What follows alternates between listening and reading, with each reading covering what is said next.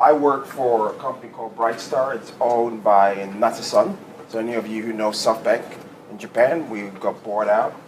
We're in the supply chain industry, 3PL. We also build analytics for the telco, big box, and everybody. So we're going to go through a few slides that I will talk about a real case study that is live today and what the future actually holds. But one of the things that I'm going to address while I'm talking is that you guys try to match these two entities in your mind as we go through this journey. So at first, now which one do I need to click? The arrow. The arrow, okay. Right, so we're going to talk about build from memory, and we're going to go into big data. All right, so I want you guys to take a look at this. I gave everybody a little sachet. Please bring it out. You have precisely 5 seconds, and I'm going to take it off. All right. This is what you're going to build. All right? And the clock starts now. Okay? You're not meant to, you're meant to take a photo, a mental photograph of it. Okay? And I'm looking at my watch. Meanwhile, while you guys are talking, I will be drawing something here that I would hope that you could. Now remember, guys, no cheating. We're not back in high school, and this is not an exam. I'll just give you another sneak peek. See how many heads came up? And there you go. All right, you have 2 more minutes, and later on I would show you the picture, and then you can make it and then you can take it home. So did you have 4 eyes? No, the reason for extra eyes is because I knew some people might panic and drop it, and then they have extra. It's human behavior. And then there's some people who are very precise who will just need 2. They don't need any extra. We have 1 more minute. And again, you don't have to, all you need to do is just raise it up where you are and then show me. If you've completed it, just show me and I'll walk through. Don't worry, the picture will come through. All right, we can now stop. Okay, I'll go back and then you guys can have a look at it, okay? See what we have there. How many of you actually, just by raise of hand, how many of you actually built this in the time frame? How many? It's not about the color, it's about the size. It's different blocks. If I use all the parts, then it's done, right? Not It's okay. It's okay. We can come after the class. All right, now let's go into the good stuff here. Okay? Big data, that's what we're here for. So I work for a company called Brightstar, and as Agnes said earlier, when you think about it, there are countries, not just in Africa, around the globe today. It's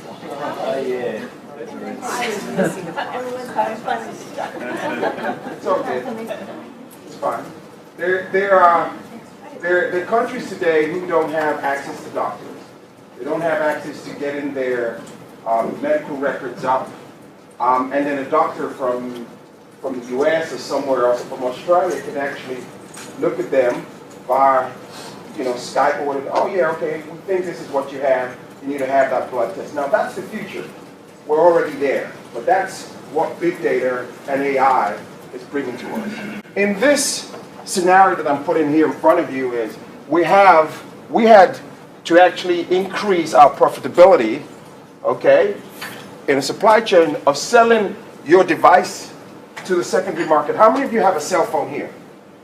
Every one of you. Okay. How many of you have actually traded it in? That means you've gone to the shop and say, okay, I'm returning this, and use the money from there to buy a new phone. Okay. So one of the things that, that I was assigned, and right now I'm going to start talking fast because I know Vic is going to keep saying, okay, is that we were given the task to build for Apple and several other customers what we call a BBTI platform, a trade-in and buyback platform. Okay? Now, at first, what you do from a supply chain standpoint is what? The phones come in, you triage them, you sort out which one's a scratch, you put in the bin, you send it to, a repair vendor, or you scrap it, correct? So, I'm Telstra, AT&T, Vodafone, I get all these things back, but then people like us started thinking, saying, well, guys, we're getting so much data, we know what's going on, okay? And so what we built this ecosystem here. Okay, you have an organization, you have a warehouse, you have a secondary market, okay, now that wants to buy these devices to push into Bangladesh and other markets. Okay, how do we do that? How do we successfully execute this? So we have a portal or we have a point of sale system. Okay, so customer comes in, they either go to a retailer, so walk into your Best Buy, your JB Hi-Fi, or your Walmarts in the US, or you go online and say, you know what, I want to trade in my device and buy another one. They then ship the device to the warehouse. Okay, we then triage it. That means you receive it, you look at it, scratched, whatever it is. Also, bear in mind that at point of contact, which is a portal, or when you're in a shop, you actually have to answer conditional questions. How many scratches do you have? Is the screen cracked? Is it power on and whatever? Based on those criteria, a grade is assigned. And the grade is assigned as well with a value. Now the algorithm behind that, we built it. I can't share with you guys because it's all in here. It's my IP, and that's what makes us who we are. So basically what that means is at that time that you trade in that device, it comes through here, we triage it to make sure that what you said corresponds. If it doesn't, then at triage the device is graded. And then it's dispositioned, and then we then decide, okay, does it go to scrap? Does it go to the repair vendor to get repaired? And when it comes back again, then we push it out. Everything's all about secondary market. Think about that secondary market. All right, while I'm talking about this, I want you guys to, this is where you guys are, this is us. Okay? So there has to be this this collaboration between both of us for you guys to start understanding what's coming, okay, in the future, to start building theories to what is, a real life situation. Okay, so when we started this, we took, as I said before, just a front-end portal. We received triage disposition, baby steps. We're like, okay, what can we do? I'm sitting down with, well, how can we make more money? Then we move on to what we call our intermediate state. And the difference here is we said, okay, instead of just scrapping it, we start grading the phones. Because each grade of the phone gives a value. A grade A, B, C, D. Okay, that means that value is what you send on to the secondary market. And the secondary market are actually people auctioning for bulk to then sell it in whatever country, India, Bangladesh, whatever. So you have your iPhone going round and round in the market, round and round. Remember, I have your serial. The first time it came in, if it comes back in again, I know where it went to within my ecosystem and even what country. Because when it comes back again, I know who I sold it to. And that's the power of data, okay, big data. Now, where we are today is, this is what I'm trying to say, open markets. We have started testing the devices. So what we're doing is, does it power on? We do some normal electronic testing with the iPhone, and we get a lot of our equipment from China. So literally scans through the device to make sure that it's healthy. And then, oh yeah, that's a grade 1. So we're helping our grading process by things like L1 testing. Okay? What we want to do, what I want to do, is to be able to, when you walk into the shop and you trade in a device and it's a grade A, I can now tell someone in the warehouse, this phone is coming in, it's going to take 2 days to get here, we're going to send it to Bangladesh, because in Bangladesh the price for an Apple, okay, let's say 32 gig, is this price. It's higher than everywhere else. So we know that we're going to push it. Remember, the prices change every day because people are bidding, especially in the auction markets. Okay, so what I'll call here is, these are some of the things, the decision makings that I made.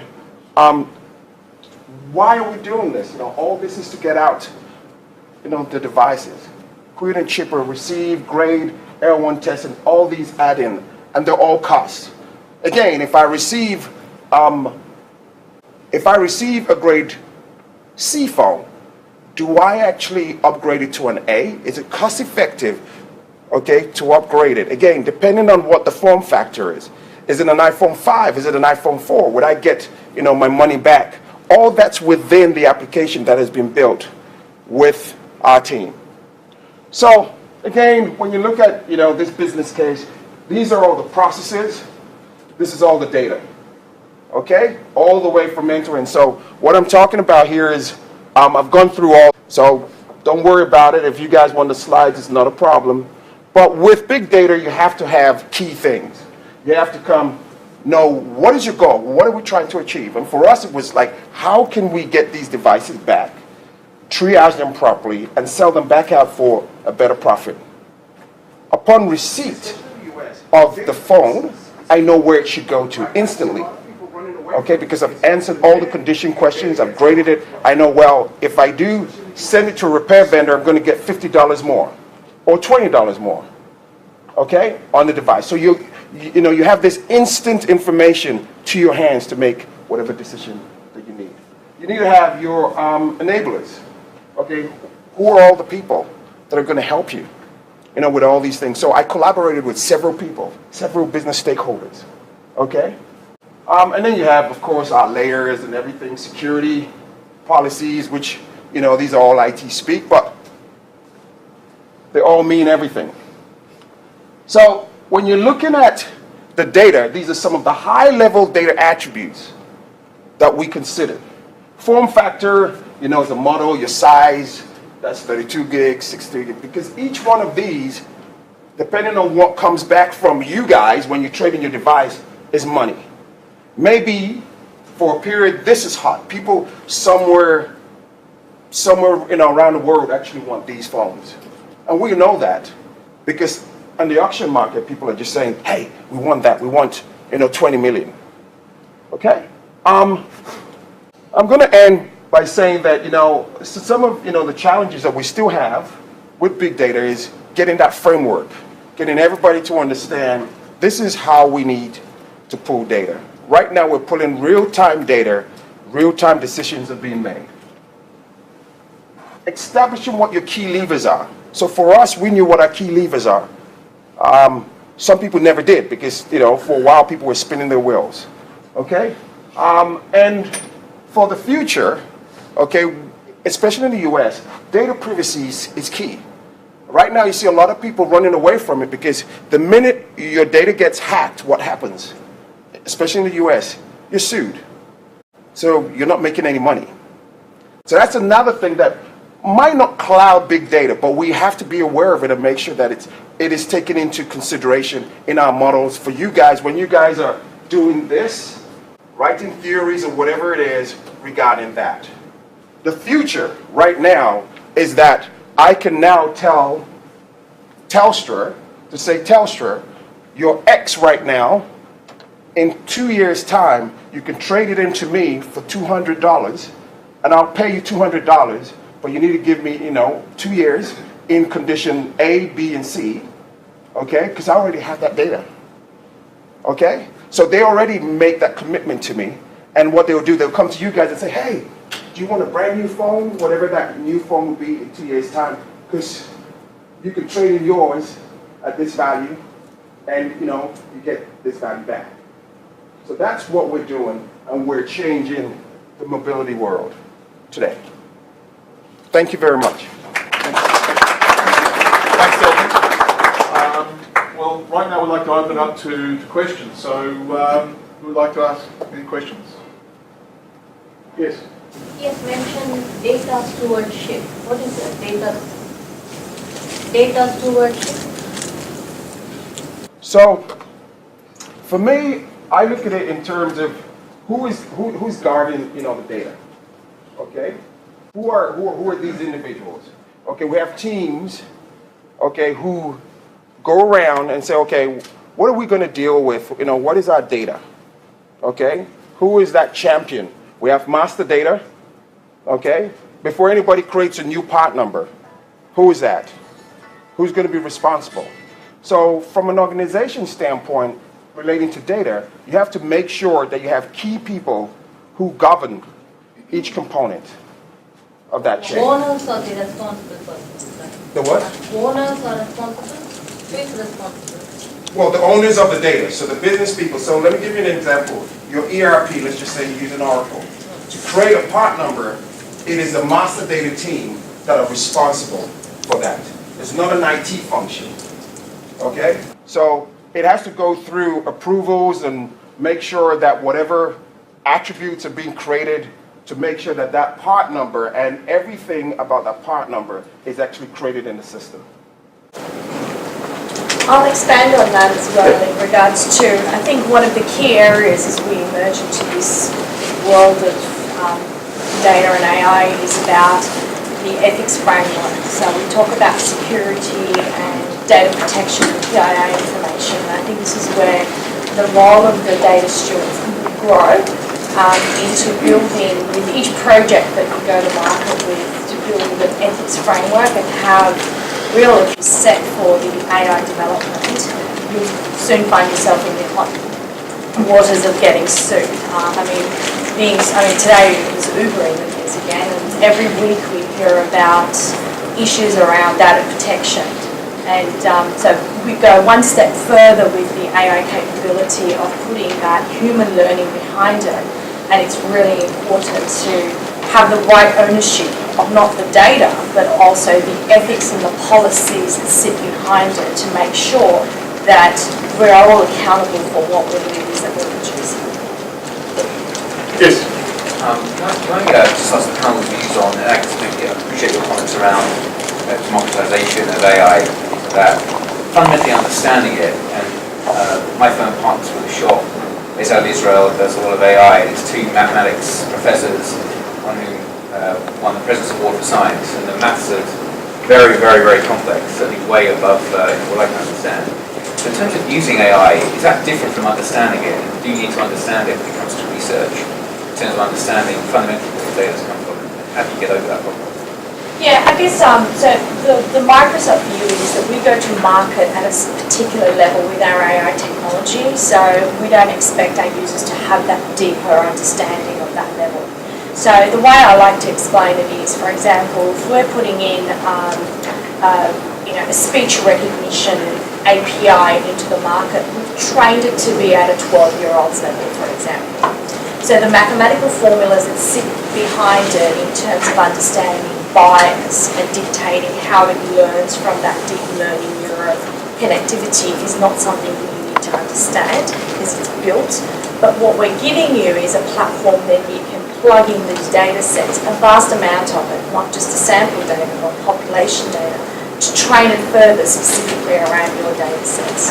So the democratization is to provide a platform at a particular level for you to build on without having to have that deep understanding. And there will be situations where you do, and you will require data scientists with deep mathematical background to write algorithms that are very specific for a particular scenario. But the idea is to develop these to go to market to make it by the masses and not just the niche mathematicians. I just wonder though, when it comes to research, and I completely appreciate that response when it comes to commercial, and actually my firm, when we sell answers, right? Not necessarily, we don't give away the black box. But when it comes to research, I guess the difference today is that you do research, you understand the maths behind it, you understand the sampling and everything done. I think when it comes to using some of these tools, you might be in a different position. And I just wonder if there's a view if that's a problem or whether you need different people, different skills. So that's an area that's evolving. So for example, if you look at the deep learning framework, which is designed around the research, and it's sort of emerged out of the research as well, we're starting to bring out platforms that are, so if you look at the deep learning framework mechanism, it's a deep neural system, hierarchical structure, the way humans think. So up until now, we've been having algorithms and mathematical formulas that are very linear in terms of how we write. So being able to bring out new technologies, Blue One is a new sort of development kit that we've gone to market with. It's actually in partnership with AWS. It's come out of our own research.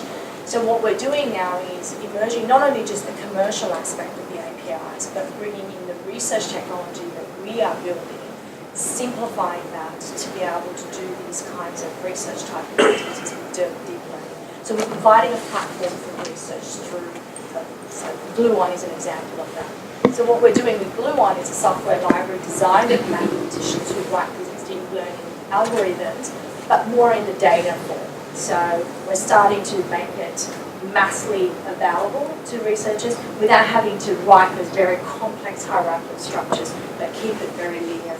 So Polybase technology and also Python as well. So that's a space to watch, and the partnership with AWS on the cloud and the supercomputers is where the benefit of running these algorithms will be. So that's another area to look at. So, Would you like to make any comments around it as well? Yeah, so I think I'll just add to what Agnes said. If you look at, like in terms of, you started the democratization of AI and data, there are a lot of customers, like who are coming to us and saying that, we are the business user. We do not really want to go behind the complexities of how you are building the system. And I'll give a very interesting example. So there is an oil and gas company in Western Australia, Perth, and they are our customer. The CEO, like when he comes every morning, he has a very nice UI. And he says, give me the performance of plant A in this location. And a chart pops up. So can you imagine, all the complexities are completely behind. There's a lot of maths which goes on behind. There's a lot of, the data crunching happens behind it and the processing happens behind it. And he looks at which is the red, green, and all that. And then obviously, like he drills it down, and then obviously the actions starts getting initiated. So that's the power in terms of the semantic layer is bringing today as far as the business user adoption is concerned. And this is where I think, the investment infrastructure, will deliver the right kind of a business outcome, right? So that's one side of the thing. On the deep learning, I think from a Wipro standpoint, we work with a lot of universities, the research institutes in the US, and we have invested in a platform called Wipro Homes, right, where we are trying to see that how some of these deep learning technologies can be embedded out there, right? It's not just on the solving business side of the problem, but really the mathematical and the complex kind of a problem. So a lot of innovations, like we are also making and investments we are doing in that space. Great. Yes. I have two questions. The first question is more practical, and the second one is kind of philosophical, if you want. So the practical question, we could probably measure everything we want. So organizations could start collecting data for everything. How do you make sure that they start collecting the right data? How do you approach this so that they get to right answers or answers they really need? And the second question is, we more and more tend to get to a world where we distinguish between right and wrong.